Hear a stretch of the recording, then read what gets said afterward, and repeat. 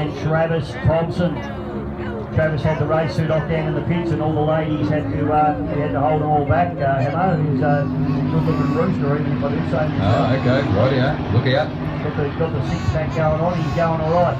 As they go into the bottom turn now, it is a couple of other blokes that go into six-packs. You do have 10s, it's Darren Nichols and Peter Money McGrath in the 222. They're running a wide line. Have a look at this, the interesting tactics. They're running a really wide arc out there. So they're just looking to try and maintain some boat speed, and they're going to try and make the next corner just a big wide arc and try and get through there at that 120, 130 odd miles an hour, whereas the Maritimo boat running pit to pit, so they'll be coming right down to maybe 70 or 80 mile an hour to get around that tight turn. But as you said, a lot of tactics involved with racing, and more than what people actually do think in regards to it all.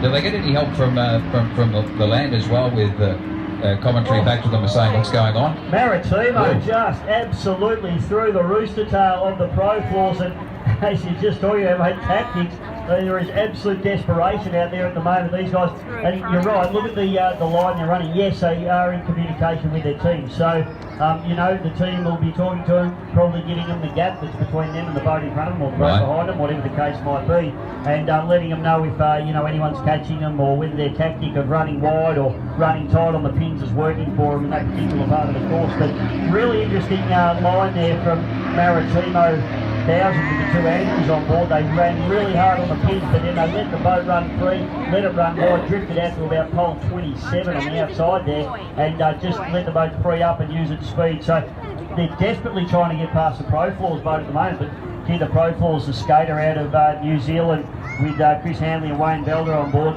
they are absolutely on fire at the moment. As to these guys, it's Mick Walker and Ian Harris. They've got a little bit of a gap there on the hog spread, but it's certainly not comfortable breathing space. Gee, have a look at this. The FL boys have now moved up into third place in 600 horsepower as the Armarine Crawley runs the outside line. So they've been overhauled by the FL boys. They're not too worried about that hatch. It hasn't flipped off yet, but it probably will. And they're up into third spot and on the hard charge. Be interesting to watch this one.